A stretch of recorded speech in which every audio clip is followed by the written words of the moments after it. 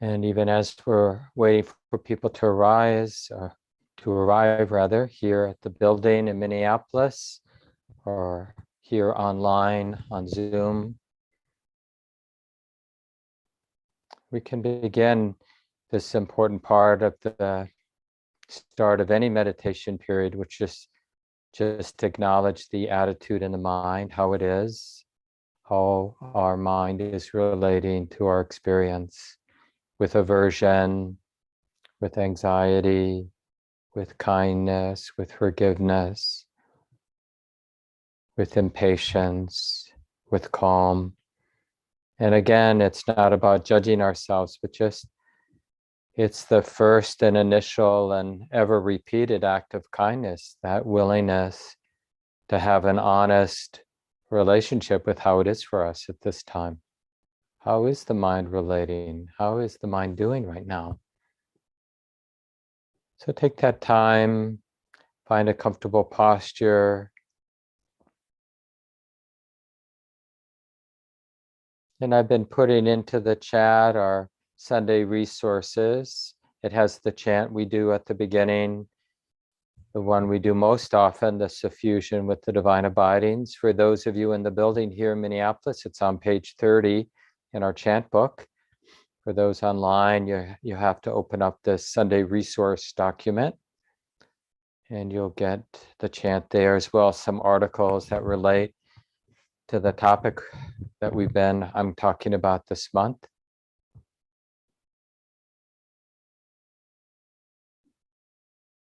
So let's go ahead and do our chant, the suffusion with the divine abiding. Sometimes we call this the Four Quarters chant.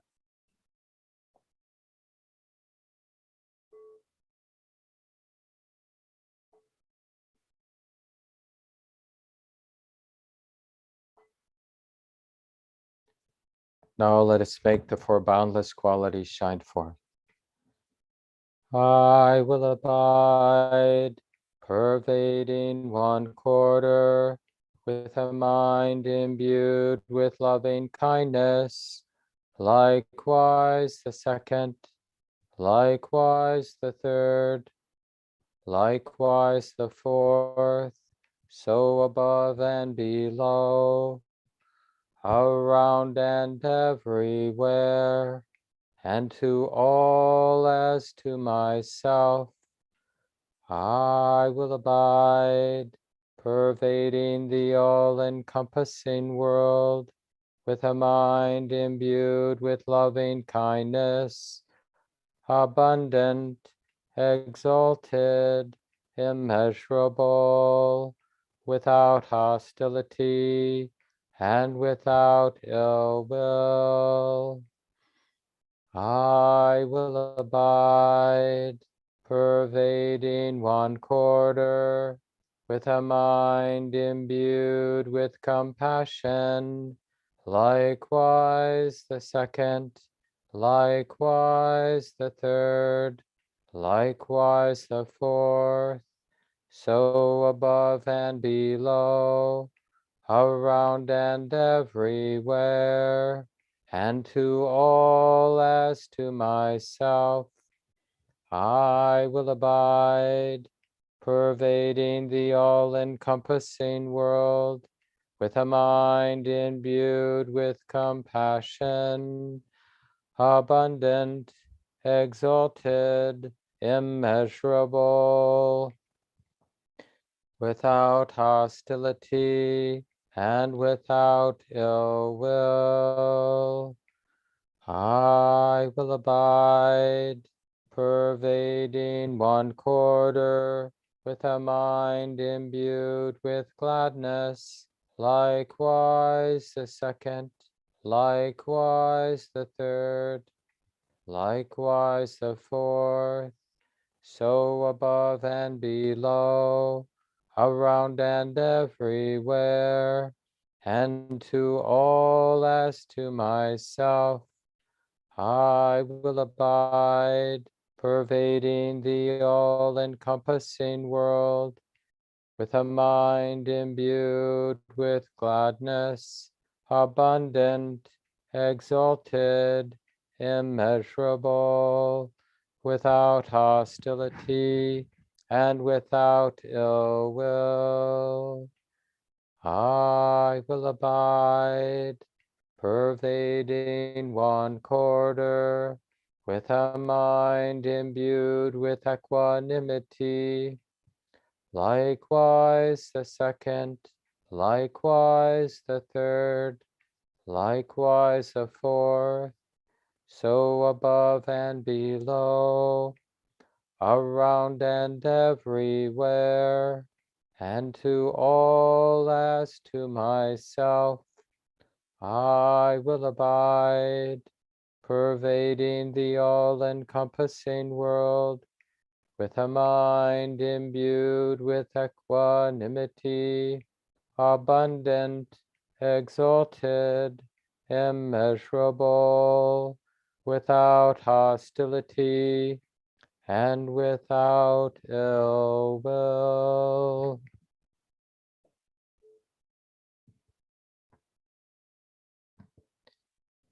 So settle into the comfortable posture for yourself, relatively upright, relatively still, feeling at home in the body if you can, as best we can, knowing that it won't be perfect.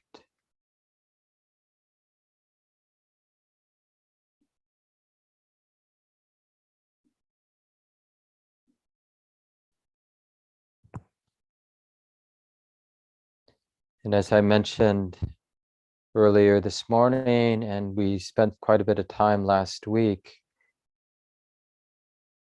it is possible for us to shift the attitude in the mind or cultivate a more useful, wholesome attitude of mind. So even if there's quite a negative attitude, we're really irritable or upset or angry, closed down, numb. The beginning of this transformation or shifting of one's attitude really begins by acknowledging the way it is, because that will evoke some really wholesome qualities. Oh, the heart's really negative right now. The heart's really hurting right now. And as if to say, I care enough to just acknowledge the way that it is. That's not nothing, just to, in that non-judgmental way, just to acknowledge the quality of the mind or the quality of the heart, the attitude, the mood. Oh, honey, it's like this right now. I'm feeling this. This is the terrain of my heart right now. And it's as if we're saying to ourselves, I'm not afraid to be close. It's really an act of wisdom and kindness to want to be close, to want to have a clear sense, an intimate sense of how it is. And not to immediately rush into trying to fix it or even to do some Buddhist intervention on our attitude. Sometimes that quick reflex to practice with the way it is comes from aversion or from greed.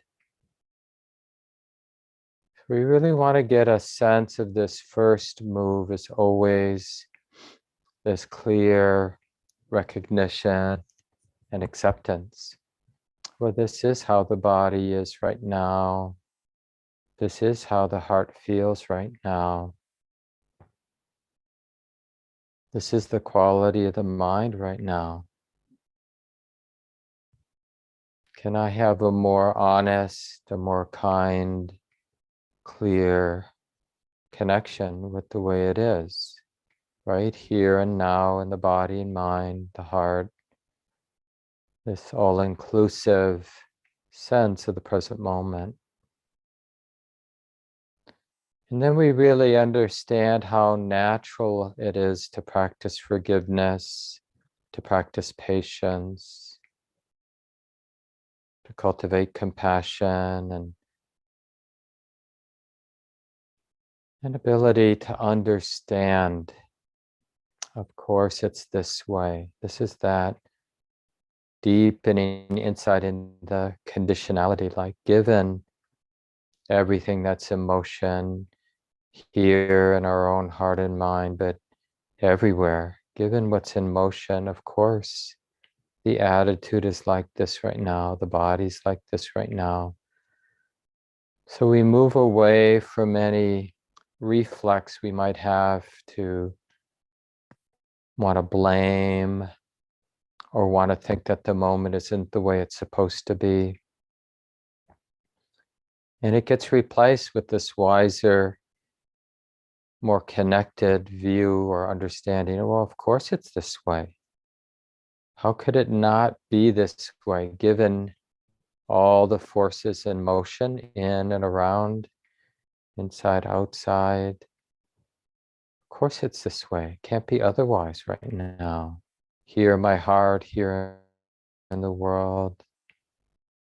We're not justifying, we're just understanding cause and effect, the conditional nature of everything.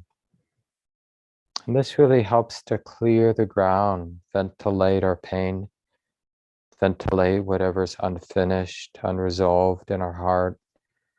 Just this understanding that we can relate with kindness, with forgiveness and patience. And most importantly, this deep understanding.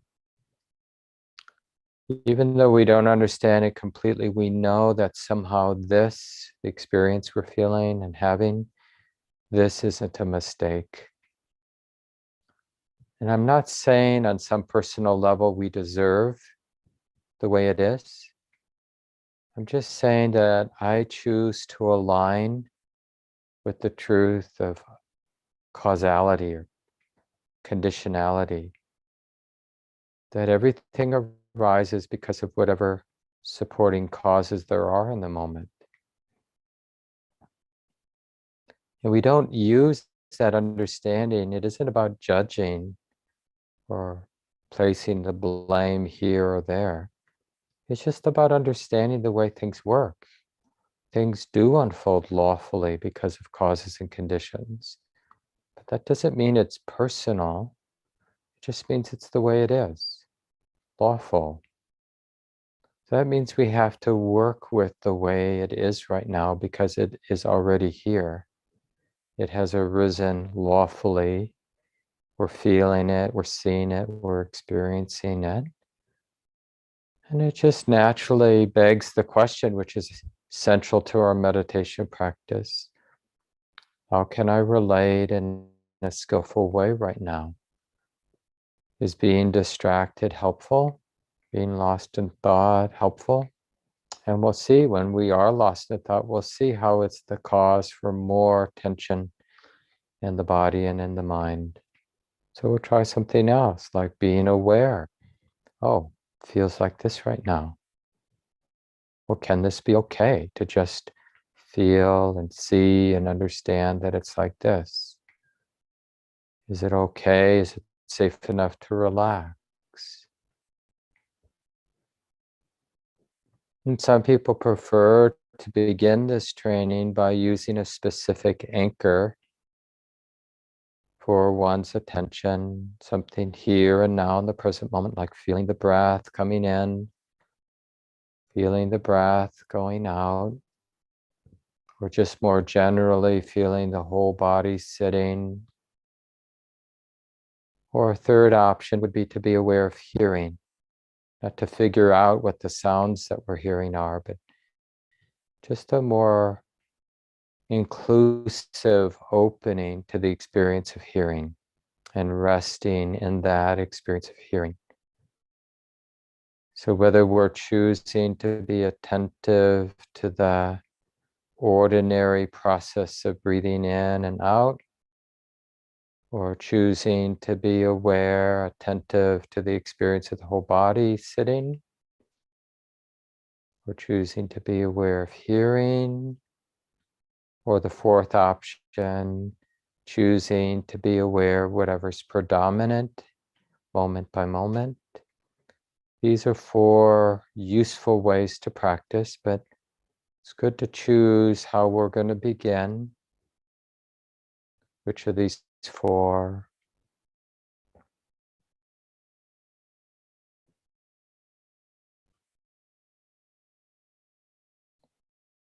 And initially, we'd use whatever we need to sustain, to learn how to sustain present moment awareness.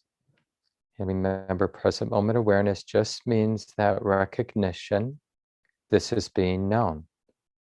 So if you're working with your breath as your training ground, breathing in is being known. And you can really emphasize that recognition that it's being known. The sensations of breathing in or breathing out are being known here and now, just as they are. And how learning how to sustain that present moment awareness, learning what gets in the way, and having a sense of humor, a sense of forgiveness and patience with all those habits of distractedness. And this all is really the same if we're using the whole body as an anchor, or hearing, or using whatever's predominant moment by moment as our anchor. But one way or another, we're learning how to be present. And in being present, naturally, without you having to do it, naturally you'll notice letting go happens. The letting go of fixation, obsession, the letting go of attachment, the letting go of needing to control and fix and get something.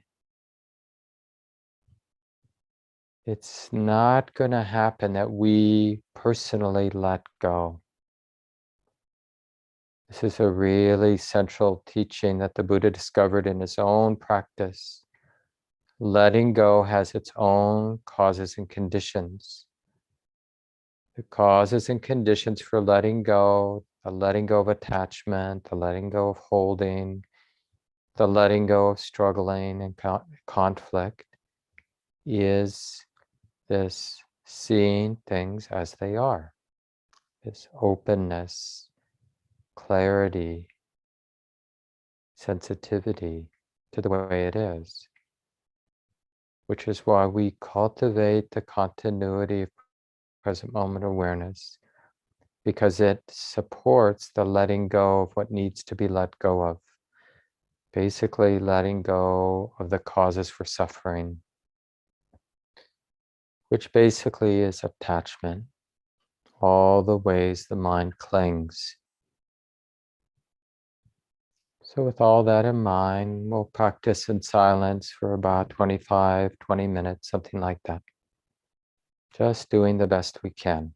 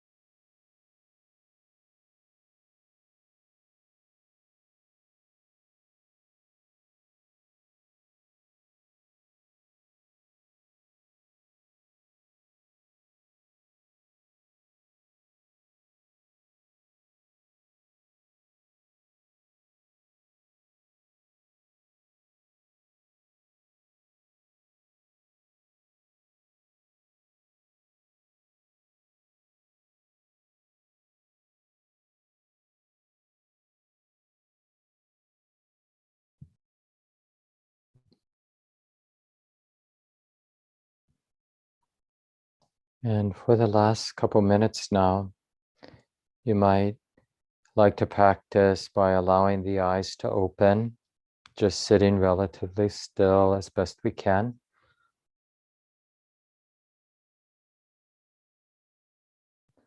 And exploring this possibility of the mind, the heart being open,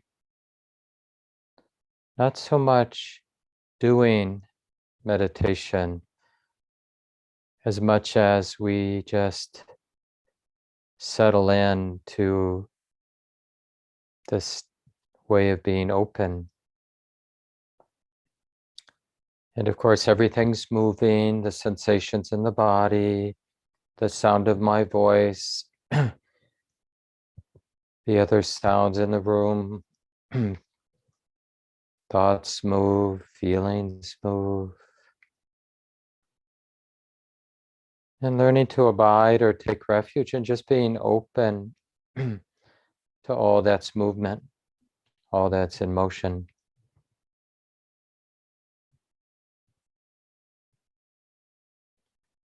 And even if there's some resistance just arising because of habits, seeing all this resistance as a movement too. This natural process of our lives, the activity of the body and the mind, the activity of the world around us.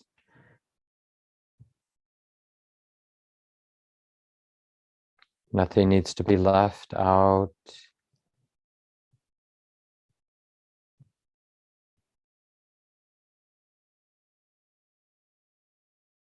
And just a sense of confidence in being open, confidence and openness as a path, trustworthy path.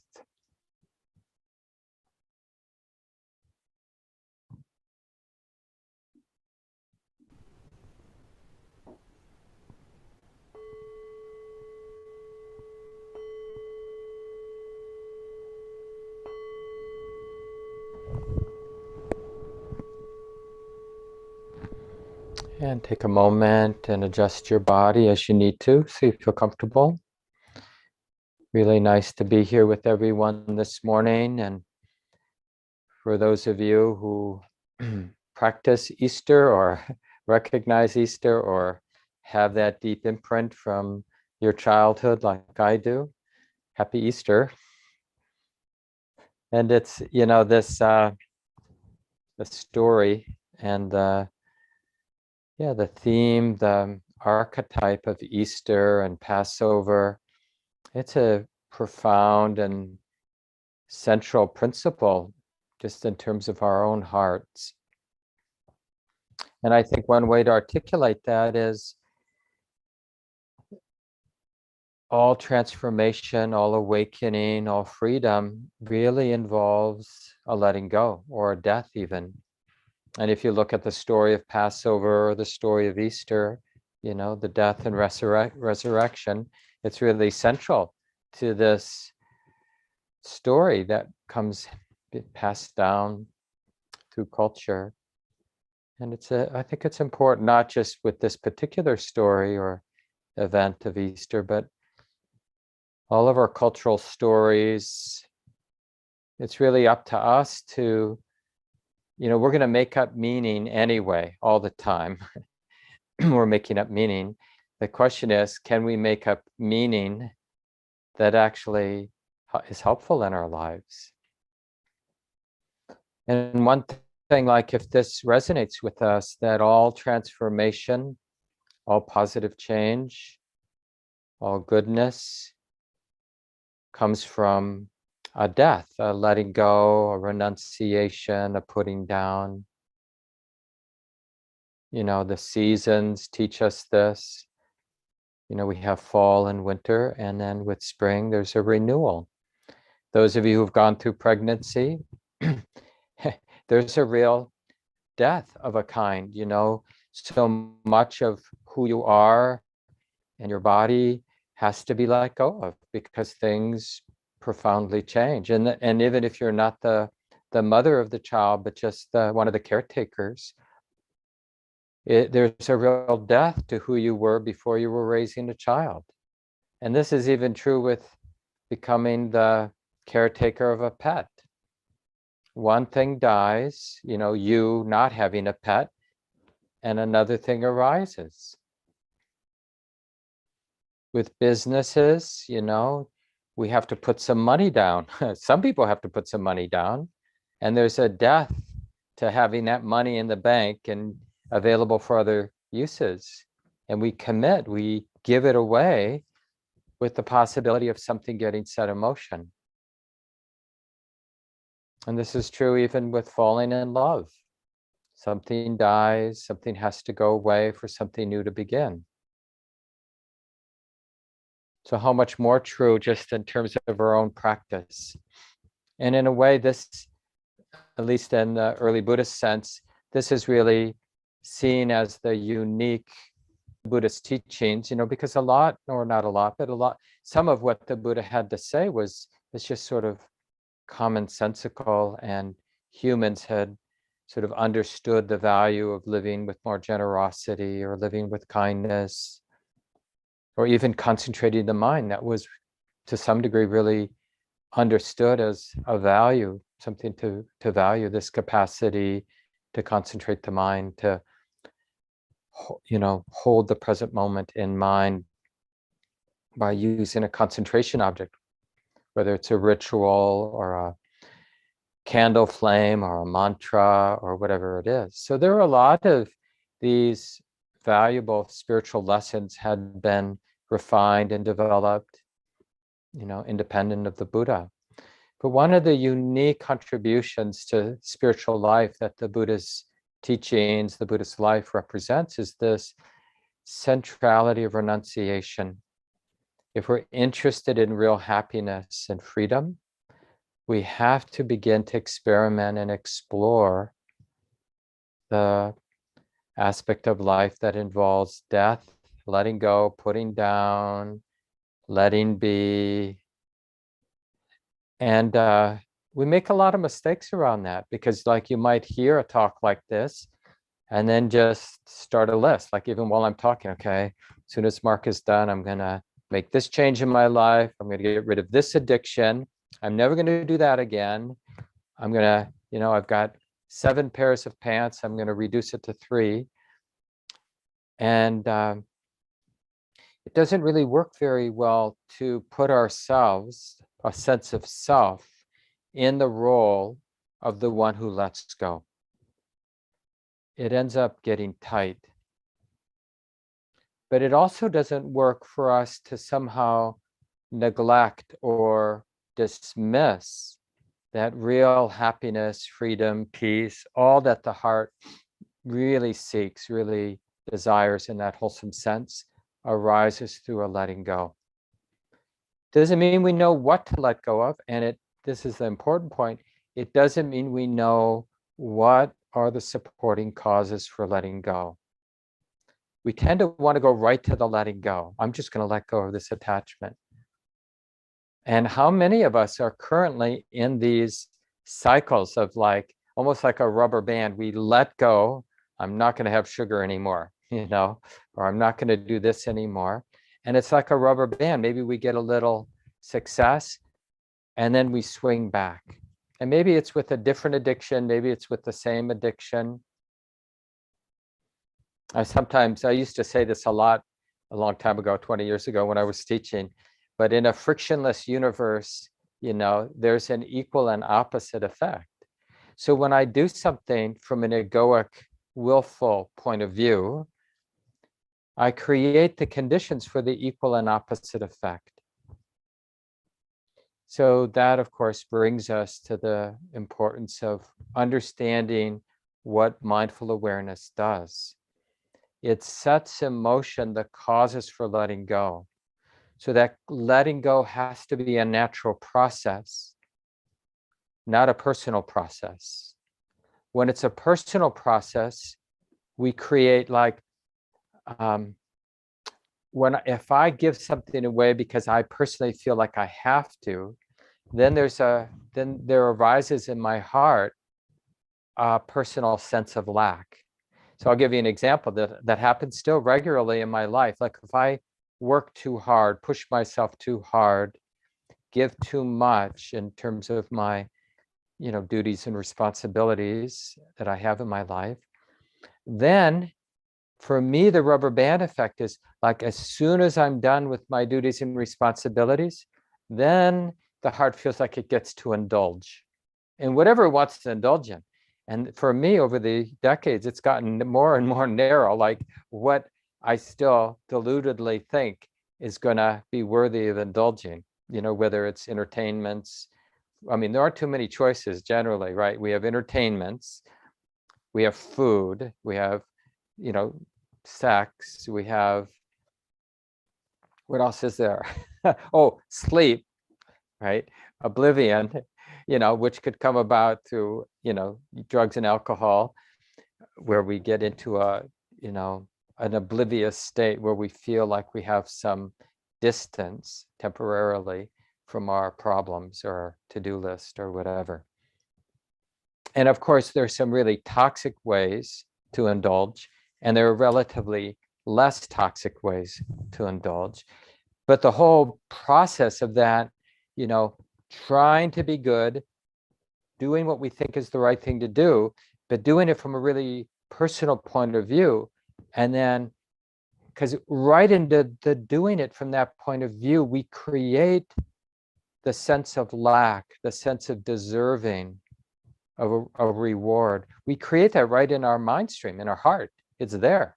So it will have its say if that's the perspective we do renunciation or letting go from.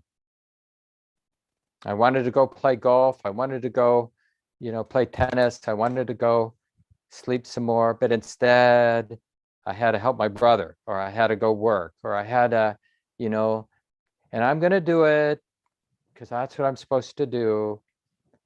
And then we don't even necessarily catch it, but we start dangling carrots, like if you do that, if you behave, if you do what you think you're supposed to do, then here, I'll promise you this, I'll promise you that. Promise you everything under the sun. I think that's a lyric from Guys and Dolls.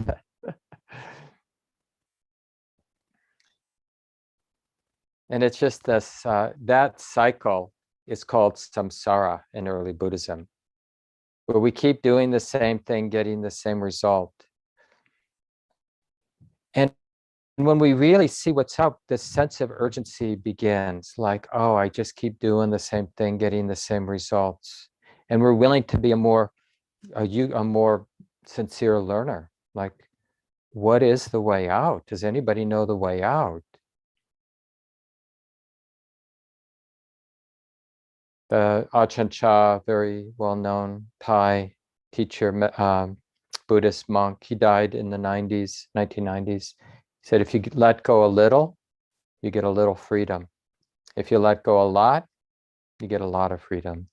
If you let go completely, your problems are over. And so how is it that mindful awareness, recognizing the present moment, how is it that it supports this wholesome letting go? And again, what we don't need to let go of everything. We just need to let go of what needs to be let go of, right? The burdensomeness of attachment, the clinging to anything that's fixed, grasping. So how does mindful awareness lead to that? And there's this basic process that the Buddha, talked about in a lot of different ways over the years, which basically involves developing the stability of present moment awareness, clear seeing. That's what we mean by wise samadhi, skillful samadhi, this collectedness, or this gathering, this unification of my heart, mind, the energies of the heart and mind around this present moment awareness so that it can be sustained. And when we have that, then what that awareness reflects is the ephemeral, changing, unreliable, unsatisfactory and impersonal nature of everything. Everything we think, every emotion we feel, every sensation, tactile experience we have, taste and touch and smell. So basically, every aspect of experience is revealed to be what it's always been, but we've, the habits of perception and understanding, the way the mind makes up meaning has been diluted or distorted. So now we cultivate the stability of present moment awareness, the continuity of present moment awareness, so that the mind reflects back to itself, you could say, how ephemeral, how unreliable and uncertain, undependable, unsatisfactory, and impersonal everything is. Even my own thought fits into that as being unreliable.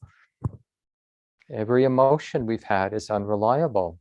It doesn't provide the sense of self, the ground it really wants. So the more we cultivate that awareness, there is a very real death or grieving. And what is dying and being grieved is wrong understanding. All of the wrong understanding that arose from our superficial ways of perceiving experience and the meaning, the stories we've made up based on that misperception and misunderstanding, all of that dies naturally, unavoidably, so it isn't all at once, but as we continue to cultivate the stability of awareness, delusion dies.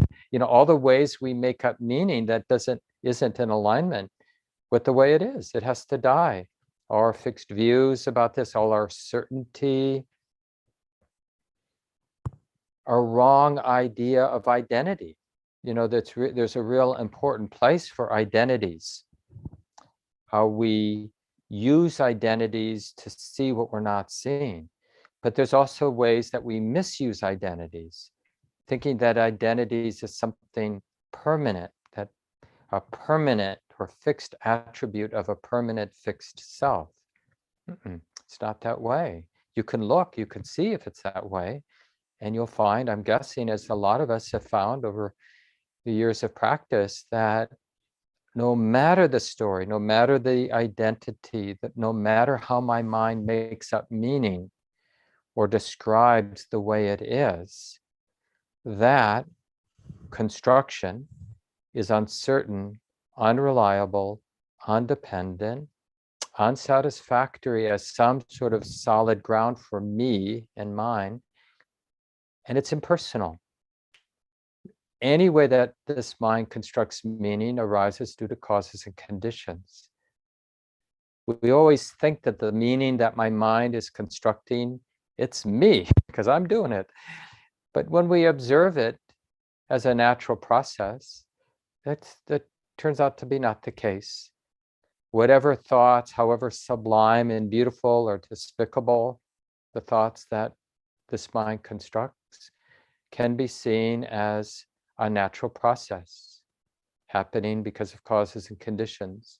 And in that way, unreliable, not dependable, not worthy of grasping, not worthy of clinging, not worthy as seeing, interpreting as me or mine.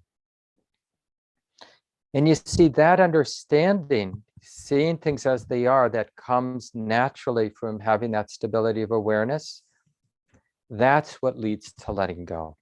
The letting go of attachment, the letting go of the causes for suffering. I remember one of my important teachers, Joseph Goldstein, saying, we don't need to be afraid of letting go. We're only going to let go of the causes for suffering, in the path. But there is a lot of grieving involved in letting go, because even though what we're letting go of are the causes for suffering, those causes for suffering that we're letting go of have been sort of the ground of my existence, who and what I've taken myself to be, what I've taken my life to be. And the stability of present moment awareness has revealed them to be empty of self, not worthy of grasping, not actually solid ground or worthy of, trying to turn into something that can save me or protect me. So when the heart understands that, wisdom understands that deeply, letting go happens. When letting go happens, a new kind of happiness, the happiness of freedom, the happiness of non-grasping appears. Oh, this is what the Buddha's been pointing to. This is what that practice is about. The practices that I've been doing is about. We don't really understand what the Buddha's pointing to until we follow this path of practice. We can maybe have a little intuition, and it can for sure make sense on an intellectual, on a logical level to us. But we really have to do the practice sincerely for a while to get some deeper tastes, experiences of what these practices, this way of being, leads to. The freedom of non-grasping, the freedom of non-attachment. But we have a little taste, right? Because we see the ways that attachment works in our life. We cultivate an awareness. We learn to feel what it feels like to be attached, to be identified. And if we persist, we'll notice that attachment ceases. And it ceases when it's being observed and not fed with attachment or with identification. So attachments are naturally, it's in their nature to cease. All clinging, all fixation, all the ways that this heart is in the habit of being tight, all that tightness has in its very nature to release. Of course, it gets renewed again in the next moment, but we want to notice how the heart naturally puts down, naturally lets go. And so we can practice with really small things, little addictions, like we want to go home. For those of you who are here later today, I want to, whatever, fill in the blank. I want to have dessert. And we really feel that movement in our heart, like, I want that. I deserve that. That will be nice if I have that. And we observe that without being confused by what we're feeling and seeing and the thoughts. Like, that's just experience being known, emotion being known, craving being known. It feels like this. We keep observing it. We keep observing it without doing our best to not feed it by misinterpreting it as me. I want this. I crave this. If I have this, then I'll be.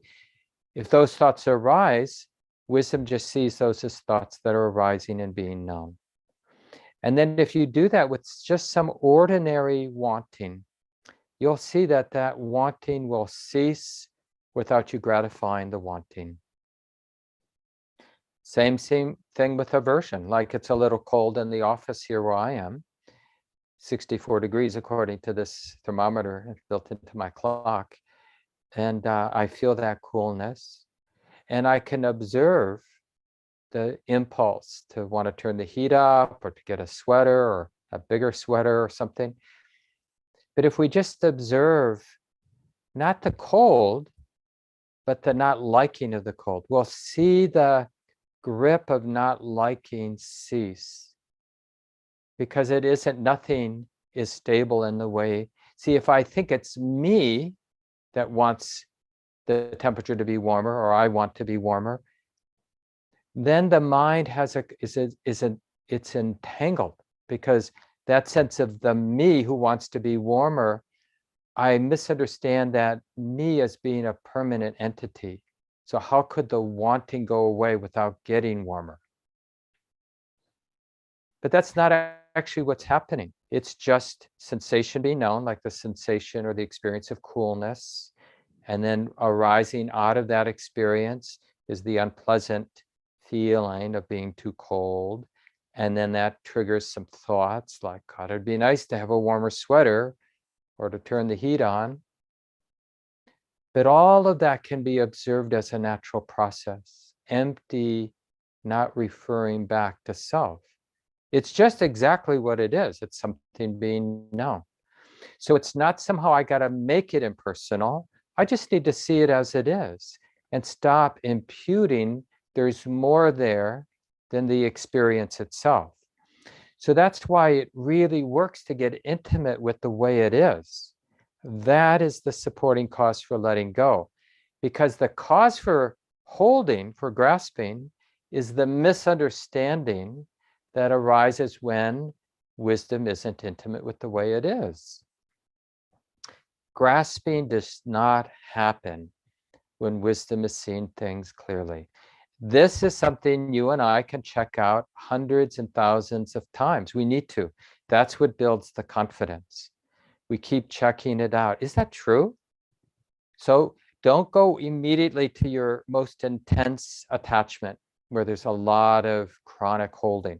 Start with little attachments, little identifications in your life. Cultivate the stability of present moment awareness, this real curiosity.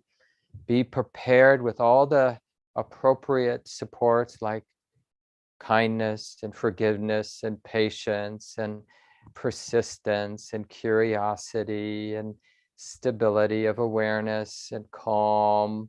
Right? We need all of those things to hang in there with these little attachments, these little fixations, these little addictions that we have in our lives.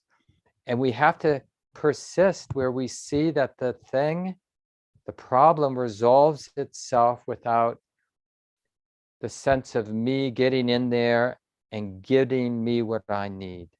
Now, I'm not saying that we're never going to put a bigger sweater on or turn the heat up. I'm just saying we really want to learn about this. There's a kind of happiness that arises with this capacity to let go. And letting go happens when the supporting causes are there, which means seeing things as they are.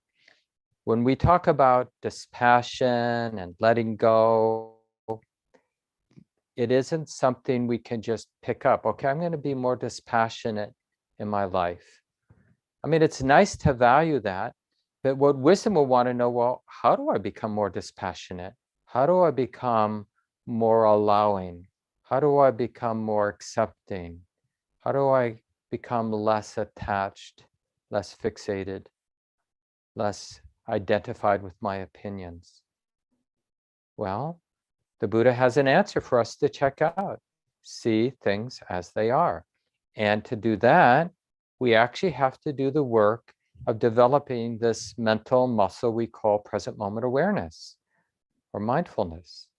We have to work at it because it's not our habit. Our habit is to be scattered and superficial and to flit about and know this and that, but not having collected the energies of the mind around this value of being present.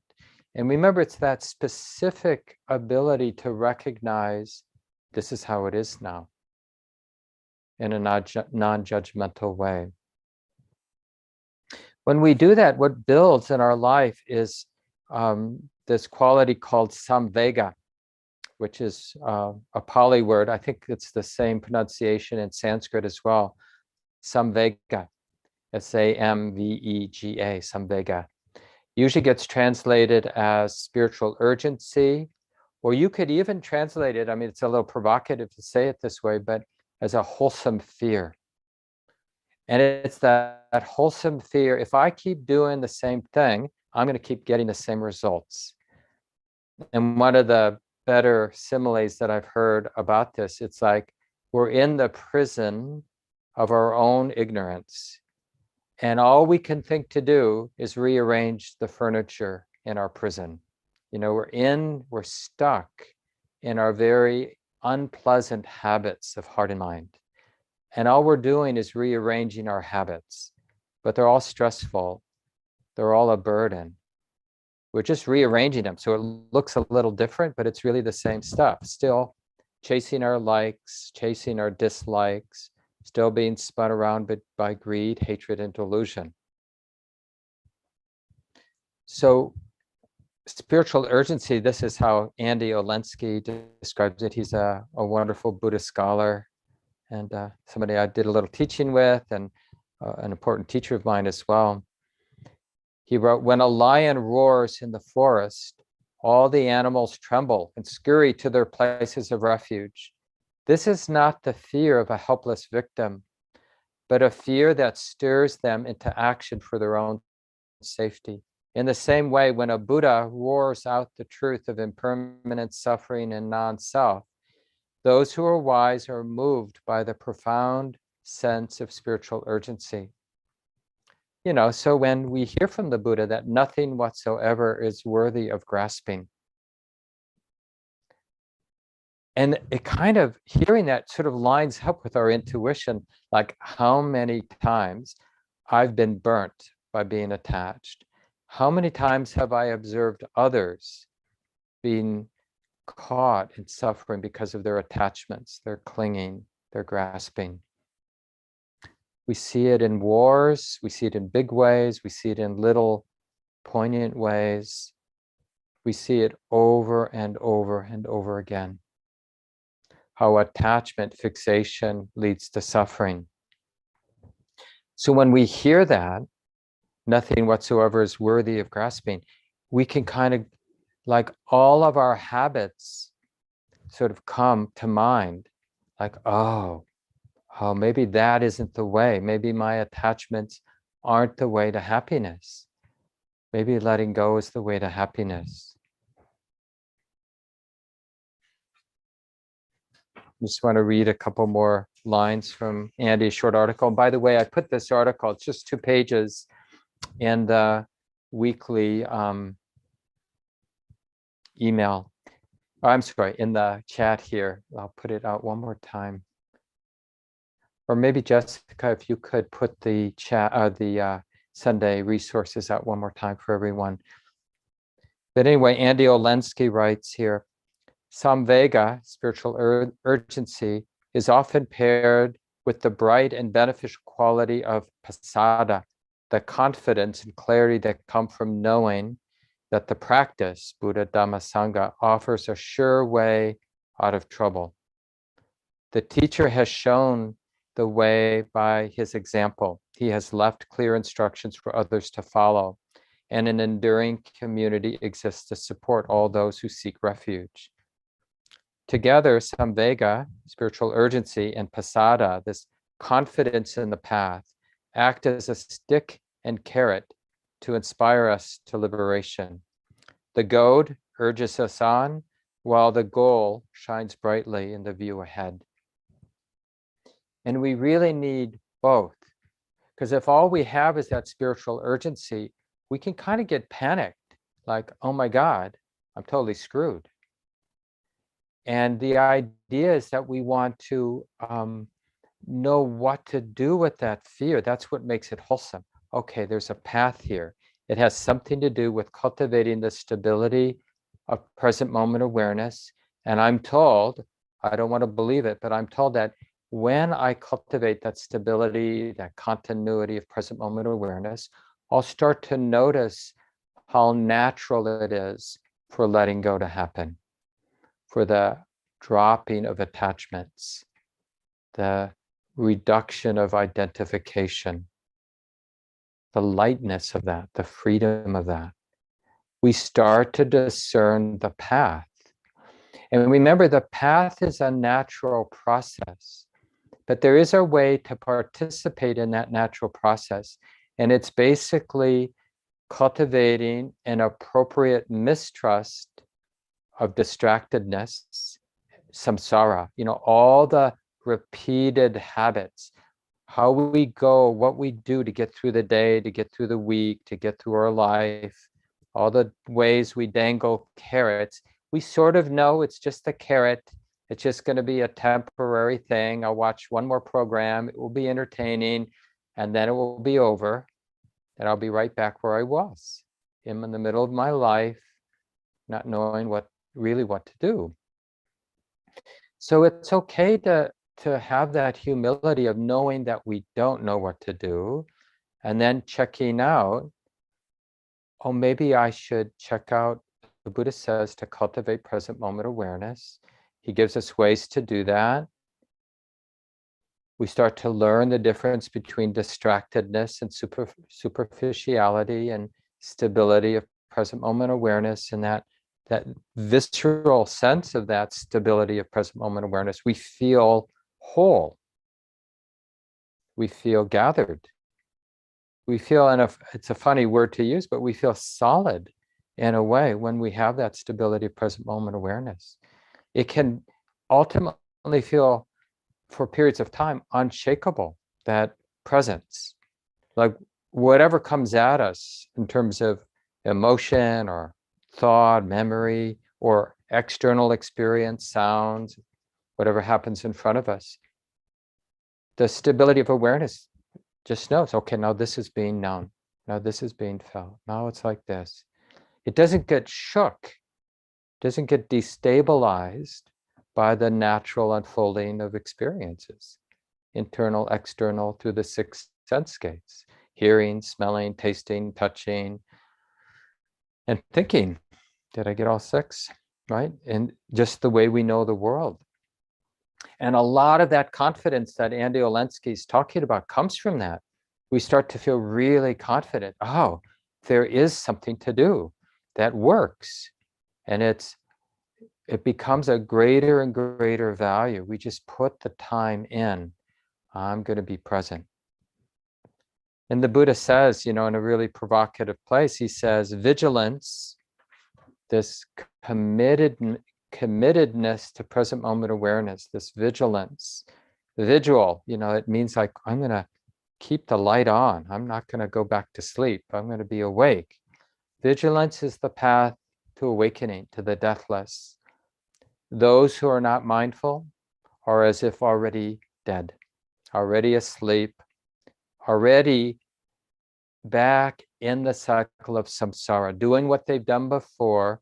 Because when we're not awake, then we're basically driven by our habits. And our habits is to figure out some kind of carrot to dangle in front of the mind. Oh, I'll chase this. And sometimes we're chasing something that will get us away from what's yucky to us. And sometimes we're chasing something that will be temporary delight for us. The next vacation, the next date that we're going to have, or whatever it might be that we dangle. And it can get us through. I mean, clearly this is, if we're privileged enough to have enough carrots to dangle, sort of, some people, they don't have that kind of privilege or that sort of good fortune. Not too many carrots they can dangle, maybe to have another breath or to live another day or to find a little warmth. There was I think in the 20s here in Minneapolis, and somebody slept on the porch of Common Ground City Center last night. They were here when I got here in the morning. So there are people who don't really have much to dangle in front of them. So in the small groups, if you have time to stay for the small groups this morning, it looks like Shannon is here. And one thing you could talk about in those small groups is just how have you seen this capacity of stability of awareness and the wisdom that comes from that allows your heart to let go naturally as a natural process. It's a grieving, but a willingness to not take the bait to crave and cling. And just a couple other announcements. Shelley Graff is going to be teaching the half-day retreat on the 23rd. There's also a half-day retreat in May, I think the second weekend in May, maybe.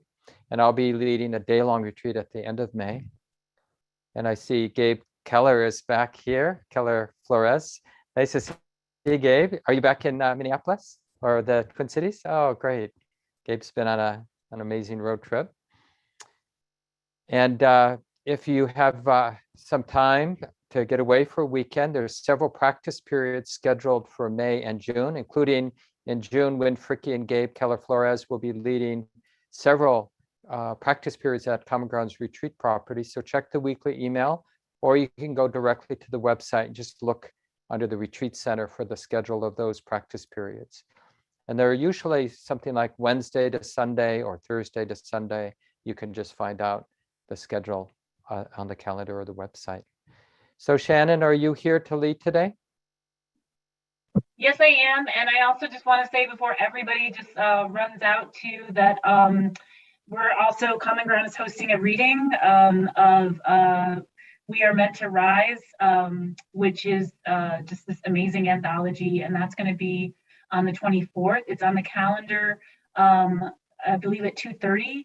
And it's just a cornucopia of amazing social justice warriors in the Twin Cities. So if you're able to make that, that's going to be a really great event. So yeah, I'm right here. I'm going to get everybody into groups. I posted Mark's always excellent directions here for what we'll talk about. Thank you, Mark, and everyone. Stay warm. Thanks, Shannon. And by the way, Shannon is one of the writers in that anthology, as well as Arleta Little, who is our board chair. So two of our local teacher leaders have contributed to that book. Sorry that I forgot to